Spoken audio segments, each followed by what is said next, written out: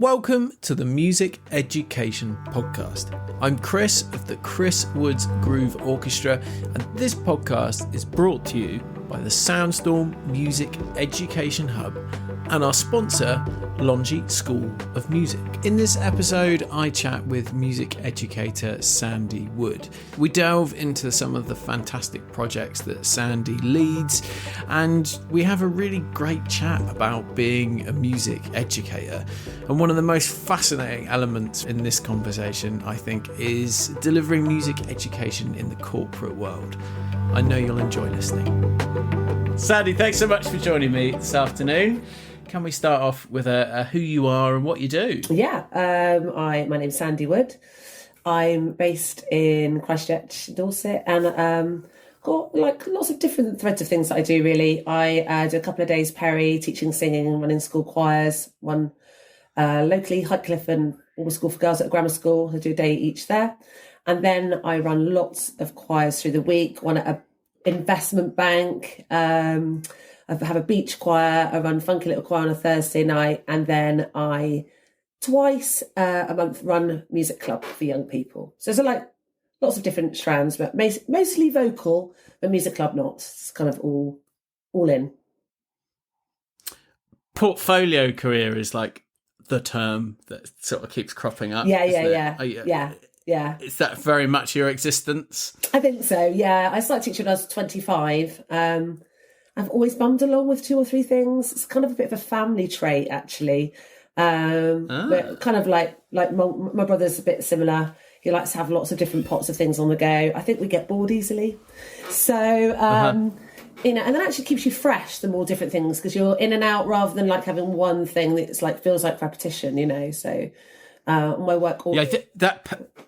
That Perry thing that you were talking about teaching a couple of days, have you ever gone into the sort of 5 days of Perry teaching? Yeah, that's where I started. And come back and been like, oh! I did 5 days of Perry teaching for years and years and years, always in multiple schools, because there was never enough work, particularly in singing, to cover one school. So I'd probably do 3 schools right at the beginning, and I'd hop from place to place. And sometimes I'd do half a day in one school and half a day in another.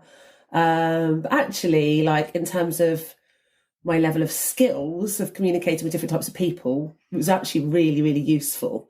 But it was I was really glad it was term time, because you definitely need time to like decompress after, like today, ordinarily, because we're at end of term, so I've lost my GCSEs and my A-level people. I teach 16 kids today.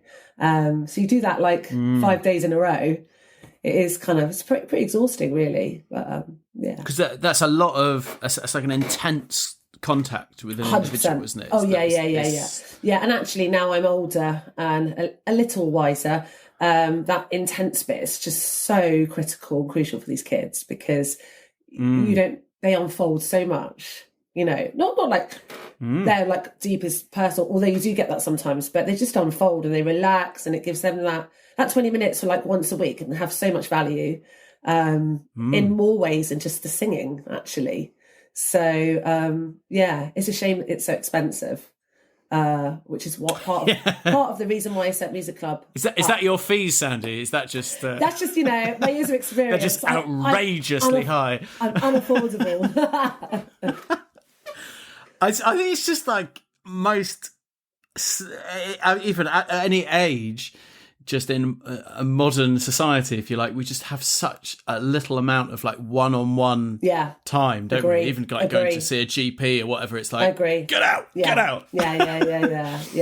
And actually what I get out of those lessons is the best bit, of whoever the person is. And my experience with the people that I'm working with that might not having a really negative experience at school is I often get the nice bit, where I can go out and say, actually, this person's done work really hard, or they, I can often understand why the big picture at school doesn't work for them, because we're not all the same, are we? And school is the same, this is quite rigid, I think. It's got more rigid the more years I've done it.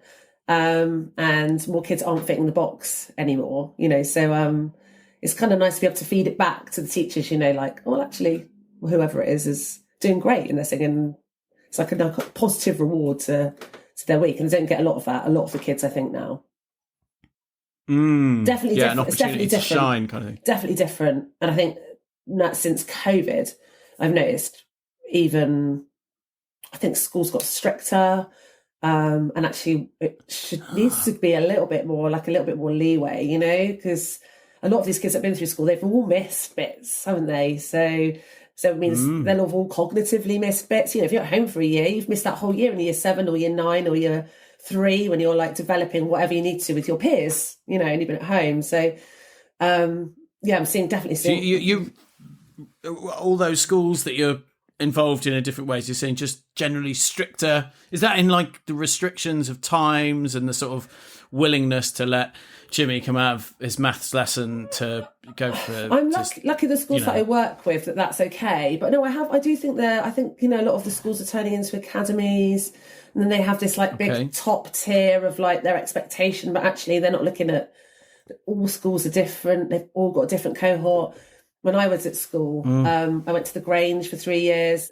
So my school was in the middle of then, in the 90s, quite a council area. You know, I had a great time at school. I didn't do a lot of work. And what kept me sane was music. And I liked entertaining people, you know. And I often wasn't in an academic way. Anyway, I went to take my GCSEs. I was the only person that wanted to take GCSE music at the Grange, and they were like, we're not running GCSE music. So I had to switch schools. I went a mile down the road, completely different experience. Completely different experience. Okay. The expectations of me walking through the door were like, you're an achiever. Still a state school, though. Still a state school, and it's actually the school I work at now. I actually sent my daughter there. She's also a musician. Oh, wow. But still a state school, but they just had a high expectation of you, and they were like, you can achieve this, that, and the other. It was there for 2 years. Came up with GCSEs, which I wouldn't have done at the Grange. And now reflectively, I realised that there just was low expectations, you know. And every school's different. Do you see what I mean? Like, and all these kids that obviously weren't academic, you still can achieve stuff, can't you? Yeah, you know, like academia doesn't mean anything. I've got no qualifications past my GCSEs. Life took an interesting journey, and I had a baby when I was 19. She's now 30, and she's a musician. She lives in Berlin, and I'm like a perfect example of like they don't always go your way, but if you knuckle down when you get round to it, and you're given a couple of opportunities, you can really thrive. Which is what I'm trying to kind of project now into the young people that I work with, and I feel that's just as valuable as the actual music itself, because music's everywhere, isn't it? Yeah. It's almost too much there. Oh, sorry. Like, no. Don't apologise. That's honestly just beautiful. Just perfect. What an interesting little story. Just that difference from 100 meters down the road. Yeah. I wonder where, like, because you work with adults, with your choir, for example. Yeah.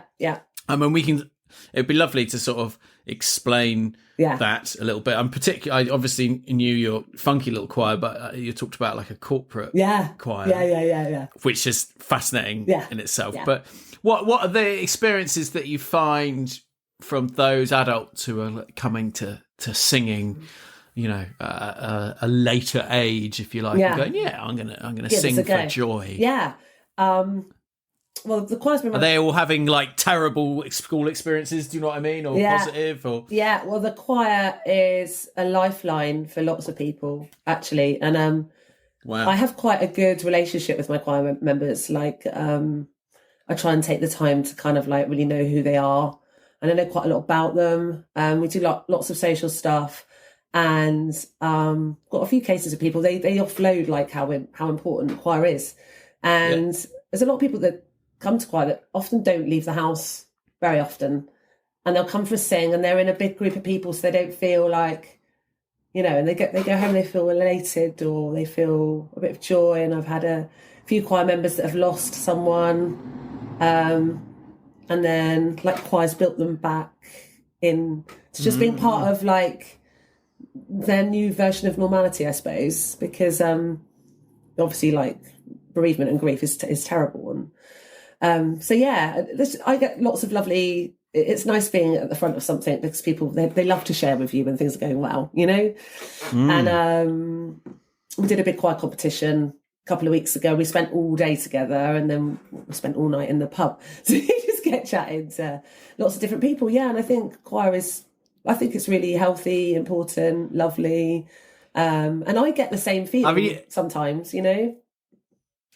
You said at the beginning it's a lifeline. Yeah. For some people. Yeah. Which is it's just a huge thing to say about what some might see as just a sort of an activity. Yeah, that and obviously I had on a Thursday night. I had no idea that would be like the repercussions of things later down the line, because I was just like, because I also, when I was young, I was in a classical youth choir. Was a really good singer, and being part of that, we did lots of competing. Went to Stedford, we did loads of stuff.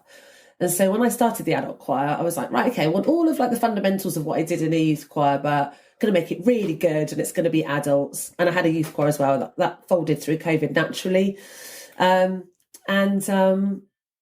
for me, it was all about, I want the choir to be like technical. I want them to be, if another community choir, I want them to be like, yeah, they're the best. That's part of my drive, it was like, but I had no idea that it would be the other stuff, the wellness stuff that's just as endearing as the music. Do you know what I mean? Like, yeah, just, but go on, unpack that one for me a little bit. What do you mean? That sort of, sort of that mix between like, yeah, technical, some terms that I'm not a fan of, but like high art sort of singing or whatever, to just getting together and singing. I can give you a really good example of this. Actually, is we went to the Priory Church on Saturday. There's a competition called Bournemouth Music Festival, which sounds really localised, but actually it's a national competition, and they have competing choirs come. Like there's the choir that won overall were called the Chanterelles. They sing classical music at a really, really like super high level. They're amazing. So you do like different classes. So our first class that we entered was a cappella. We're not technically an a cappella choir, but we do some a cappella stuff. So I taught them this amazing arrangement of All Night Long by Lionel Richie. Cool.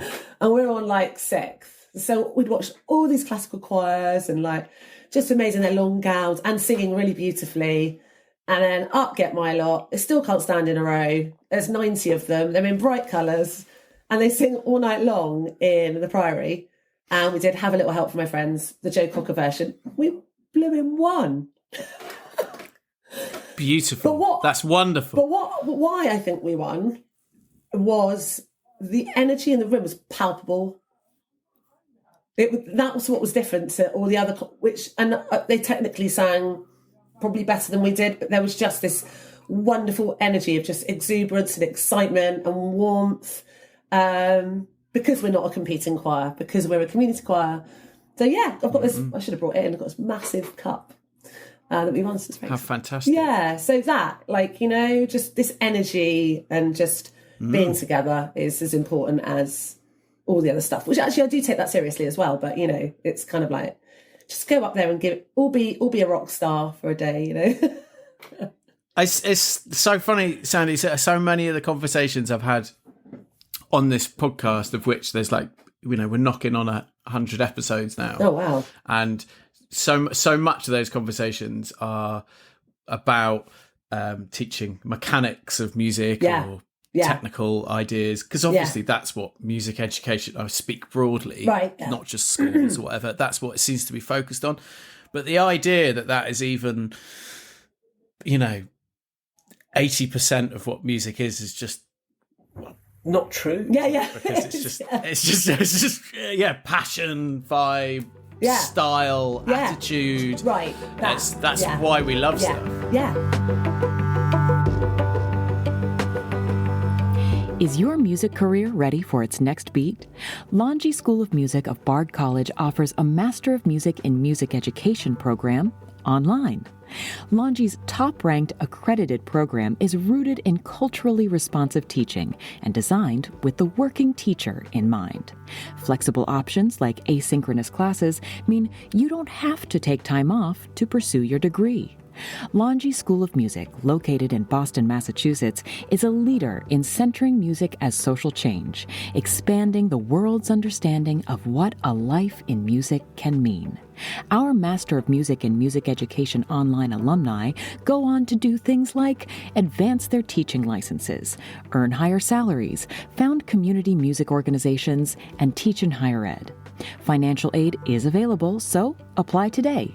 Learn more at longy.edu/study. That's longy.edu/study. 100%. And actually, I've worked in music education, but I see myself always as the kind of like the non-educator of the room. Like I'm there to bring something different for my students. You know, I'm not there to educate them. I'm there to bring their experience through their singing. Like personally, like that's the way I teach. It's like, okay, this is the voice you've got. I'm not going to make you all sound the same. I'm not going to make all your vowels the same because you've already got the instrument. Like, what we're going to do with it? Where we're going to go with it? Are you going to do an exam? Are you going to perform? Are you just going to sing in your bedroom? Like, what do you want out of your... So it's like very much a journey. I think all my music's like that. I think that's just the way that actually that's the way that my career has gone, I suppose. It just all goes in a bit of a journey. So, and that's what the choir is too. I mean, that must be so unique, or not unique to, but particularly relevant to the voice. I know, like with guitar, which is kind of my bag. Yeah, I can see that. Is you see that? Yeah. Okay, it's like I talk a lot about the picking hand, so that you can do that however you want, because that sort of changes the sound and that creates your thing, and that's where different players sound unique, whereas your left hand is mechanical.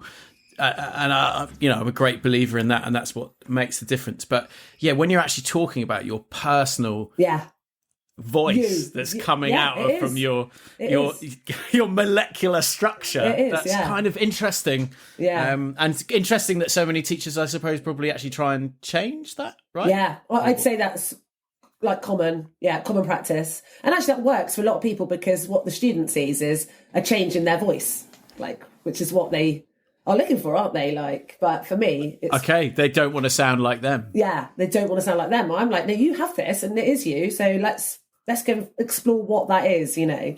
I've talked today, actually, hence me coming on a little bit later. I talked today and I had, like, one of my girls is doing Trinity Rock and Pop grade 8 on Saturday. I do lots of different boards, depends on what they're up to. And I just sat back and listened to her and I was like, wow, you're amazing. You're like literally amazing. And like we stopped and I was like, do you remember you at year 8? Like what you were singing like? She was just like, yeah. I was like, look at you, like you're amazing. Like, you sure you want to be a doctor? You should probably be a singer. She's like, no, I'm good. I love the fact that if her mum and dad are listening to this, they'll be like, what? She's trying to stop her being a doctor. What I did say to her today, I was like, when you're picking your university, choose someone with a really, really good music department, because if you change your mind, you know, there you are.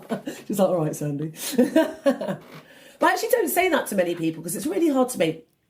It's really hard to make it as a musician now. There's like 2 million streams on Spotify a month? Right, but I mean, surely you're a musician who's running a successful business, and you're not focusing on streams. No, I'm talking about songwriters, I suppose. But yeah, no, I've got a different art form, haven't I? Which is my teaching. And actually, I've never been like a solo singer. I was part of a choir, sang classical stuff when I was younger, but I just never. Like from the age of 19, I was a mum, so my music was always then turned into music making with other people rather than myself, you know, doing stuff. So yeah, that isn't the be all and end all, but it's how kids see stuff now, isn't it? Yeah. Can we talk about the sort of corporate choir? Yeah, of course. I'm interested by. So on a Wednesday morning, and this is common knowledge, so I work at JP Morgan. The bank. I go in every Wednesday and I have a choir. We sing on the balcony. It's open to everybody. We do it from 12:30 till 1:15. I've been there 12 years. I used to run at Liverpool. Wow. Liverpool Victoria, but they sold it, and the new people were like, no, we're not paying money for a choir. We're not going to look after them. You can go. I was like, okay, sure. And actually, funnily enough, a load of those people then at LV have now joined my evening choir, so it all worked out in the end. So we do it for 12 years, and I love it. I absolutely love it, because I kind of come and rough them up for 45 minutes, because it's all very like security, go through this, do this, all these hoops, and then we do all sorts of like lovely stuff. What we're singing at the moment? Oh, we're doing You're the Voice. You're the voice, try and understand it. Oh, yeah. It's nice, great. It's a great choir song. What else are we doing? Something that's so strong. We do just some really nice bits of pieces. They honestly love it. It's great. So yeah. Is it kind of weird? Like a bit of I mean, obviously after doing it for 12 years, it's probably totally normal to you. But at first of doing something, performing in a corporate space, which myself and most musicians have done lots, always feels slightly strange, but you just sort of crack on with the job. And carry on. But actually the action of like making music with people, this sort of community, it's a very vibey thing, isn't it? So doesn't that feel particularly bizarre in what is the pinnacle of capitalism? And you know what I mean? It's like JP Morgan, like, dun, dun, dun, dun, dun. Now, let's sing some songs. Isn't that a bit weird? So like that. And I'm so used to it now. But yeah, I guess if I look back at the beginning, it was kind of like, I found it really quite terrifying at the start. And obviously, like, it was new to me, and I was younger then, so it was all a bit like, but also it's like, I'm going to go and acquire in a bank, look at me. And actually I've got quite a funny story about that, because, and not that they know, but I actually had a job at JP Morgan when I was 22. I got offered a job. So before I started teaching, I was in my mid-20s. I was like, okay, I need to try and make it, in the normal world. And, I've got a daughter, and so I had various jobs. Had a job at JP Morgan working in foreign investigations. Literally, from the day I started, I didn't know why I was there, what I was doing, what my job was. I was like, what is this? Like, literally, what is it? I don't understand any of this. Like, how did you even give me a job? Like, I didn't even have GCSE maths. Like, how did I must have lied about that and said I had GCSE maths. So, and I sat there for about like 12 weeks, and I got to like week 12, and I sat on my computer and I was like, what the fuck are you doing? So I just unpowered everything, switched everything off, put my coat on, went home. Wow. And now I'm back running the choir, so just wasn't for me. But it did give me, that's magnificent. It gave me an understanding actually of what it's like to work for a corporation like that, and how, again, like a school, how some people are really suited to that kind of rinse repeat environment, aren't they? Where they come out, turn it on, do the same thing every day. And I was like, this is just the absolute opposite of who I am as a person and what I'm actually capable of doing, So it's quite a fun experience. It's actually quite nice to be back on this side, Yeah. Do you tell that to the workers, and they're all I have told them. Yeah, we're the same. We don't know what we're doing here. We just need to get paid. Yeah. Which is true. And actually watching every year, they get like a new bunch of graduates going in. So I see them turn up, and every year they look younger and younger and younger, because now they're like the age of my son. Got 30-year-old daughter and 18-year-old son. So they're like way younger than my daughter. Nearly, like, you all look so young. They all turn up and they've all got their hair done like Christmas. It's like, oh, you're not going to look like this in a couple of years, guys. A slave to the rhythm, Wow. Yeah. Do you feel like a little bit of you're going in and sort of rescuing them all? I feel like a little rebel when I go in there, still after all these years. No, I do. I love it. The people there are amazing that are in my choir. They're so lovely. And they're all very regular at turning up as well, because they're like, this is our little 45 minutes of joy. And they do say to me, oh, no, we always feel better when we go back to our desks after we've done some singing. I'm like, well, yeah, of course you do. Like, you're gonna, aren't you? So, yeah. It's the same as people that like sport, that adrenaline. It's the same sort of thing, isn't it? Like, you just got to find your thing. Yeah. Yeah, but it is kind of more than that, though, isn't it, as well? Do you reckon? Yeah. Because It is, isn't it? It's that, because sport is obviously wonderful, and adrenaline. And there's like togetherness, isn't there, from sport? Yeah, I guess you're not going to come away and feel the same as you. And also, you've got win-lose scenario, haven't you, in a sport? Like you can't. But you, as a general rule, you don't lose if you go to a choir rehearsal, do you? You're just going there because you like it. Yeah. Well, and you're probably like taking them to with sounding massively hippie. You're taking them to a different place or space. Yeah, definitely. For half an hour, aren't you? Yeah. Got creativity going on, haven't they? Got creativity going on, so it's like, it's good. I enjoy it. So it's my Wednesday lunchtime. Wonderful. And fair play to JP Morgan as well for doing it, and a bit of a downer for LV to just give up as well. That's quite interesting. It shows who you should go and work for. It does, actually, it does. The music club, because can you summarise what that is and your sort of involvement there? Yes, I started the music club. Okay, so it must have been, I reckon it's probably through lockdown, obviously it wasn't furloughed because us musicians didn't have that joy, did we? Like, we had to kind of like fudge it through somehow. And obviously singing was like the devil, wasn't it? So you couldn't do that either. So, do you know what was really weird as well was I actually picked up my job back at Highcliffe because I'd left a few years before to go to another school.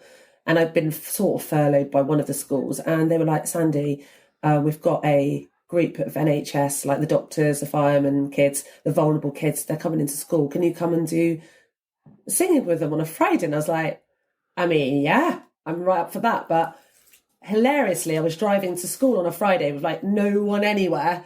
Everyone's locked in the house. And I was like, guys, let's do some singing, but you're supposed to be like distance and not touching each other. I was like, oh, but you're kids, you can't do any of that, can you? Yeah, it's surreal. It was surreal. It was really surreal. So anyway, music club. So I think I thought about it and I thought, okay, so my daughter's 30. She now lives in Berlin. And what do we lack in our area? What's the thing that I hear bands say? They're like, oh, okay, I met my bandmate when I went to university. I went to school, I met my bandmate. Like, and quite often they come back, don't they? They meet each other and they end up gigging together, sessioning together. I was like, we don't have anything in our area where like somebody went on a podcast and went, 20 years ago, I went to this music club and I met Joey and like now we're like best mates, we make music together. That was that. And I was like, Hannah could have really done with that. And actually a little bit of like guidance on the music industry itself, like what is it? How does it work? What is this streaming thing? I've had an agent in to talk to them about how to get, so I did lots of workshop stuff at the beginning, And then I realised what they all just want to do, sit in a room with each other, get their instruments out and play. Okay. So I went back to Youth Music, who have given the budget to me to run it. And I went to Matt, who's overseeing it. He's the guy from Southampton. I don't even met him. He's amazing. And I said to Matt Bromley, okay, right, this is what I think needs to happen. I said, I think we need to employ 4 young people to run it. He's like, okay, let's do that then. So I put some adverts out. I've got 4 young people. They're 17 and 18. We're running it for a year. I've got a year's contract. I sit there. It's in a pub, by the way. So they've got a garden room. I sit on the outside, do my admin. I don't interfere. I say hello. I say goodbye. Yeah. Like we have a little chat in the middle just about stuff. And they run the sessions because I'm like, actually, what young people want is young people. They don't want like a 50-year-old woman sat saying, hey, and this is how you do it. This is how you should do that.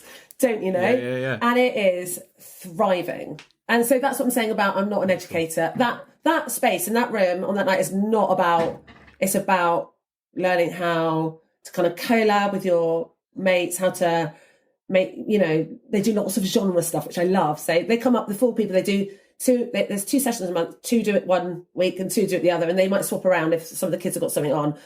And they've got a little WhatsApp group. They come up with a plan. And quite often it's, okay, let's take this song. We'll split it around. We're going to do multiple genres. So they're all learning, like, they've all played a bit of reggae. They've played some jazz. They've played blues. They've played rock of one song. So they're just getting this amazing learning experience off each other. And do you know Chaplin's, the live music space? Yeah. Once a month. chaplains have given me the downstairs, so 2 till 4 o'clock, the last Sunday of the month. All my kids, or whoever, because it's open to anyone, they get on the stage. They've got Conrad on sound. They work in an amazing space with an amazing sound technician. They just get up and play some stuff. And it's like, and it's heaving in there. When we say kids as well, it's like 11, all ages are welcome in that. Secondary school up. Oh, amazing. Yeah, I did actually start it older. And then I was like, why have I done that? Like, it sounds wonderful. I feel like applauding you as I'm here, because it's just it's just so lovely to hear about something that's authentic and grassroots. It is grassroots. That's how real stuff happens, isn't it? People need to learn to organise. They do, and that's the other thing. That's the other thing. There's a bar called the Anvil, which is like a thrash metal bar in Bournemouth, right? It's run by Sully, who owns the Former Horseman as well. And I said, I'm sure they've got like an under 18 licence. And Rufus is one of the boys that got a band called Lucid. They're great. A really 90s, like mosh pit kind of like, stuff. And he was like, do you think we might be able to get a gig somewhere? I was like, I reckon we can get you in at the Anvil. So did Instagram. I gave them the introduction, bowed out. They put on a whole eve. They sold out. I had 100 tickets in like a day. And it was like proper. And they did a whole evening on a Friday night. I was like, amazing. Yeah. And so the venue now like, can we have that back, please? Well, yeah, of course, as well. Like 100. Yeah. It's interesting, like, for those venues, like, I mean, not to get too off the music subject, but quite a lot of music venues transitioning from being sort of quite boozy, if you like, to being like, okay, well, we can have under 18s, we can have things in the day. It doesn't have to just be about selling beer. And also what they did do is they did charge and they did a door split. And I was like, that's really important stuff that kids need to know about how to manage your money. And they were like, okay, how are we going to get the money back? And they, had a good, what do we charge? I was like, wait, don't forget, you've got to pay for the hire. Then you've got to split the ticket cost. You need to make sure that. And they were like, we're not going to earn any money. I was like, no, and you're not. You shouldn't at this age. Like, it's not time yet. It's not your time yet. Your time is to learn how to do stuff, right? And then when you've got all that right, then it's your time to start actually like, okay, we've got this. We know how to do it. We can charge £15 a ticket now or whatever. As so so they did it all themselves. And now they'll just do another one. And I won't even know. They'll just be like, oh yeah, this happened last week. So I didn't even ask you to come because we sort of forgot you existed. I'm like, okay. That's even though that burns, it's also really cool to hear. To be rejected by young people because they're doing it, it's like, I feel like crying, but also that's great because it's worked. Well done. And so youth music fund it and sort of that. Okay, and make sure that those people involved are going to be there. That's that solid sort of foundation. Absolutely, and also we pay the kids really well, like healthily, so they're paid £12 an hour. And I'm like, good. Isn't it? So it's like, okay, so my expectation of you is actually quite high because you're being paid a decent amount of money. Like, it's not just like, turn, I want you to prep, I want you to do the social media, I want you to, and some of it, actually, as the little team, we did a little meeting and they've realised that some of their skills are better at some things than others. So this September, we're going to draw up a little job description for them all. So they're like, okay, this guy will probably do more of the social media. This girl will do more of the organising of that. Because that's what happens in an organisation too, isn't it? You don't have 4 people that all do the same job. So that's happened really organically as well. So that's kind of quite cool.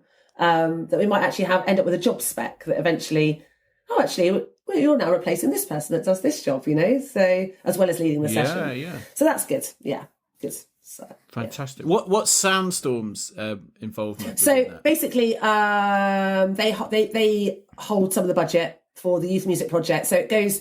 I think it partially comes through the Soundstorm again, which is through youth music, and partially through the Southampton hub. But everyone's basically working together.